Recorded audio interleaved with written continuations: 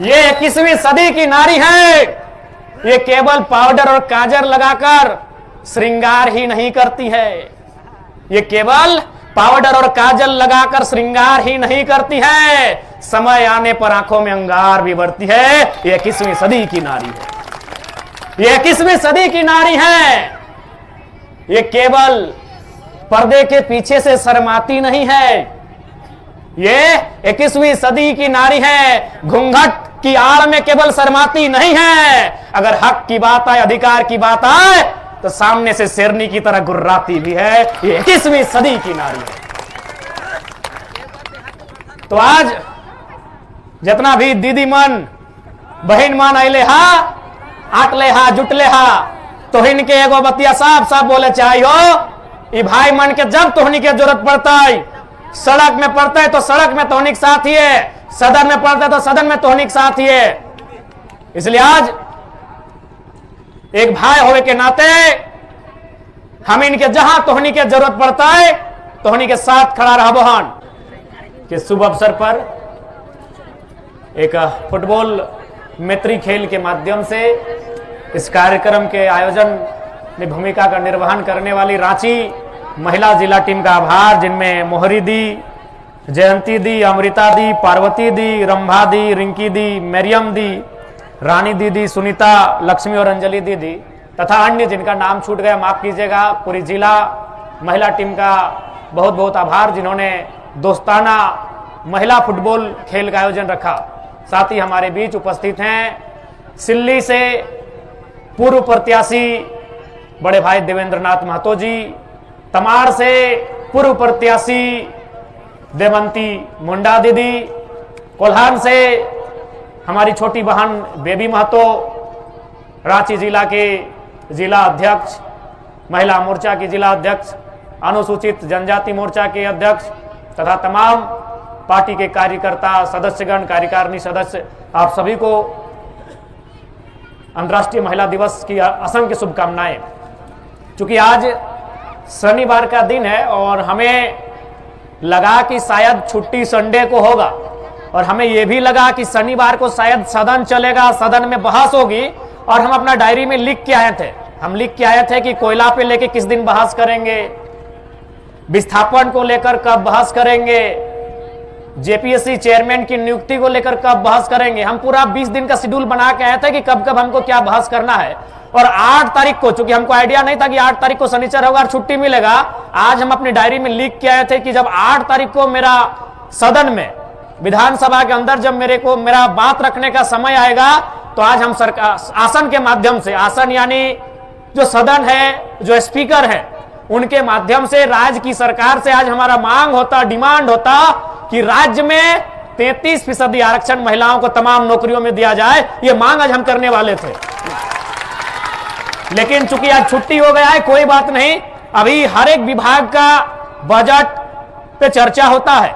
जैसे कल ग्रामीण विकास पंचायती राज के बजट पे चर्चा था, परसों कृषि विभाग के बजट पे चर्चा था, तो जिस दिन महिला कल्याण बाल विकास के बजट पे चर्चा होगा, हम आपको कह के जा रहे हैं, और हम जो कहते हैं वो करते हैं। जब चर्चा होगा और उस चर्चा में जब हम भाग लेंगे, तो पूरी मजबूती के साथ कहेंगे कि हमारी बहनों को, हमारी दीदियों को, आधी आबादी को कम से कम अभी 1/3 आरक्षण इस राज्य में देने का काम करें। तमाम नौकरियों में, चाहे बीडीओ बनने का बात हो, सीईओ बनने का बात हो, दरोगा बनने का बात हो, हवलदार बनने का बात हो, इंजीनियर बनने का बात हो, इस राज्य की तमाम नौकरियों में 100 में 33 महिलाओं को सुनिश्चित करना होगा। ये मांग रखेंगे। क्योंकि ये समय, ये 21वीं सदी का समय है, निसंदेह ये समय महिला सशक्तिकरण का है। लेकिन हमें इस बात को नहीं भूलना होगा, जैसा देवंती दीदी ने अपनी व्यथा को सुनाया, देवेंद्र दादा ने भी अपनी व्यथा को सुनाया कि हमने संघर्ष किया है, सरकारों ने प्रयास किया है, और आम जनमानस में भी एक चेतना जगी है कि समय बदला है। लेकिन इसके बाद भी हमें इस बात को मानना होगा कि आखिर ये जो समाज है, जो कई हजार सालों से जिसका अस्तित्व है, इसकी सोच कहीं ना कहीं पुरुष प्रधान रही है। ये जो समाज है, इस समाज का जो आधार है, इस समाज का जो व्यवहार है, ये आपको मानना होगा, भले वो आपके भाई हैं, आपके चाचा है, आपके मामा है, या आपके पति हैं, या आपके कोई भी है तो पुरुष। और ये समाज का जो आचरण रहा है, व्यवहार रहा है, वो कहीं ना कहीं पुरुषवादी रहा है। इसीलिए तो सन 1950 में इस देश के राष्ट्रपति बने थे डॉक्टर राजेंद्र प्रसाद। 75 साल बाद आज इस देश की राष्ट्रपति हैं द्रौपदी मुर्मू। उनको भी राष्ट्रपति बोला गया था और आज इनको भी राष्ट्रपति बोला जाता है।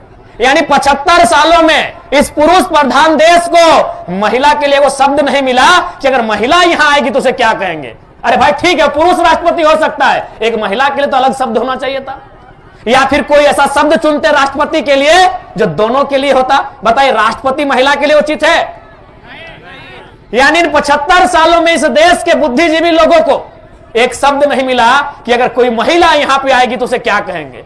राजेंद्र प्रसाद भी राष्ट्रपति, डॉक्टर एपीजे अब्दुल कलाम भी राष्ट्रपति, प्रणब मुखर्जी भी राष्ट्रपति, और प्रतिभा सिंह पाटिल और द्रौपदी मुर्मू भी राष्ट्रपति। तो ये आपको मानना होगा, ये पितृ प्रधान सोच की देन है। अब एक हम लोग कहावत पढ़ते हैं अंग्रेजी में, मैन इज मॉर्टल। कहा भाई वोमेन कहां चली गई? वो अमृत भी क्या आई है क्या? पढ़ा ना अपने अंग्रेजी में कहावत होगा, मैन इज मॉर्टल। मैन माने क्या? पुरुष। महिला कहां चली गई भाई? तब दोनों शब्द दोनों को इंक्लूड कहने किए कि man and women are immortal, sorry mortal. तो कहीं ना कहीं ये जो सोच रही है, सोच हजारों सालों की है। अब एक छोटा सा उदाहरण देते हैं, क्योंकि इस उदाहरण को देने के बाद हो सके मेरी बहुत सारी लोग आलोचना करें, हमारी बुराई, हमारा टांग खींचे, लेकिन सच बातें सुनाते। अभी सपोज दैट हमारी कोई नानी है, दादी है, चाची है, मामी है, मौसी है, अगर वह अपने पति के जिंदा रहते अगर स्वर्ग सिधारती है, 70 साल उम्र, 80 जितना भी 100 साल ही कहने है, हम उनको क्या कहते हैं? सुहागन कहते हैं ना। यानी पति जिंदा है और अगर वह स्वर्ग सिधारती है, सुहागन। लेकिन बेचारी अगर पति पहले गुजर जाए तो अभागन। एक छोटा सा लॉजिक देखिएगा, जनरली यहां जितने लोग शादीशुदा हैं, भाई हम भी नहीं है और देवेंद्र दा भी नहीं है, तो जितने लोग शादीशुदा हैं, बेबी भी नहीं की अभी, तो जितने लोग शादीशुदा हैं, आप थोड़ा सा स्टडी किए, यही जितने हैं, नहीं करने से भी 2-3 हजार लोग हैं, इनमें से नहीं करने से भी 1000 लोग शादीशुदा हैं। आप हमको एक रिपोर्ट बताइए तो कि लड़का का उम्र ज्यादा है कि लड़की का? लड़का का। एगो दुगो अपवाद होगा, मुश्किल से एगो भी, हमें लगता है यहां एक भी नहीं होगा। यानी 1000 में 1000 जो शादी हुआ है उसमें लड़का 5 साल लड़की से बड़ा है, कोई 10 साल बड़ा है, कोई 4 साल बड़ा है, कोई 15 साल बड़ा है कि नहीं? और आप क्या चाहते हैं? एक तो अपनी उम्र की छोटी लड़की से शादी भी किए हैं और चाहते हैं मेरा जीते जी तुम मरेगी तब तुमको सुहागन कहेंगे। यानी एक तो कम उम्र में शादी करके लाए हैं और क्या चाह रहे हैं कि हमसे 2 साल पहले ही मर जाओ भाई। हो सके मेरे इस स्टेटमेंट के बाद मेरी लोग आलोचना करें कि आप ये क्या कर रहे हैं, लेकिन थोड़ा सा दिमाग से सोचा जाए, ये व्यवहार उचित नहीं है, क्योंकि सोच पुरुषवादी है। इस समाज का निर्माण ही पुरुषवादी सोच से हुआ है। सिंपल बात है कि तुमसे शादी भी करेंगे, तुम छोटी है हमसे 10 साल और हमसे 10 साल पहले से गुजर जाओ तब ठीक है। इसलिए चूंकि ढांचा पुरुष प्रधान का रहा है, बदलाव हुए हैं, संघर्ष हुआ है, महापुरुष चाहे ज्योतिबा फुल्ले रहे, डॉक्टर भीमराव अंबेडकर रहे, या तमाम महापुरुष संघर्ष किए हैं, लड़ाई लड़े हैं, लेकिन यह भी सच्चाई है कि 75 साल में महिला अगर इस राष्ट्र की संवैधानिक शब्द सर्वोपरि पद पर आ जाए तो उसके लिए एक शब्द नहीं खोज पाए हैं। यह भी सत्य है हमारे देश का। तो आज खैर दमयंती दी ने, जो हमारी तमाड़ की विधायक की प्रत्याशी रही हैं, बहुत सुंदर इन्होंने कहा कि जब आप इतिहास को लिखेंगे आने वाली पीढ़ियां आपकी कसम में खाएंगी। आज नारी सशक्तिकरण का दौर है और हमें पूर्ण आशा है इस दौर को सबल करने के लिए आप तमाम हमारी दीदियां, हमारी बहनें पीछे नहीं हटेंगी। सबसे महत्वपूर्ण बात और एक बात, दीदी लोग, क्योंकि हमेशा इस विषय पे आता है, पुरुष और नारी की जब बात आती है तो लोग कहते हैं कि नारियां कोमल होती हैं, और अक्सर कविताओं में देखिएगा, शेरो शायरी में आप पढ़िएगा, जब एक स्त्री की बात आती है तो कोमल, सरल, नाजुक इन शब्दों का प्रयोग किया जाता है। क्योंकि मैं आपको कहना चाहूंगा, जितनी मेरी दीदियां हैं, अगर कोई इन शब्दों का आपके लिए प्रयोग करे तो उसमें हतोत्साहित होने की आवश्यकता नहीं है। यह विधि का निर्णय है आपके लिए। जिसने संसार को बनाया है, कोई ईश्वर कहे, कोई अल्लाह कहे, कोई वाहे गुरु कहे, कोई मरंग गुरु कहे, कोई बूढ़ा बाबा कहे, कोई प्रकृति कहे, जिसने भी ईश्वर, जिसने भी संसार को बनाया है, उसने वास्तव में बनावट की दृष्टि से पुरुषों की तुलना में स्त्रियों को मुलायम बनाया है। मेरा तर्क सुनिएगा, क्यों हो सके मेरी आलोचना आप कर दें कि आप स्त्रियों के लिए मुलायम, सरल, कोमल शब्द का प्रयोग कर रहे हैं, लेकिन मेरा तर्क सुनिएगा। अच्छा, आपने मिट्टी के बर्तन को बनते हुए देखा है? अच्छा, अगर एक बात बताइए, अगर मिट्टी कठोर है तो क्या वो बर्तन बनेगी? नहीं बनेगी ना। यानी मिट्टी को पानी में गीला करना पड़ता है, यानी कोमल। मिट्टी अगर कोमल बनेगी तभी वो बर्तन बनेगी।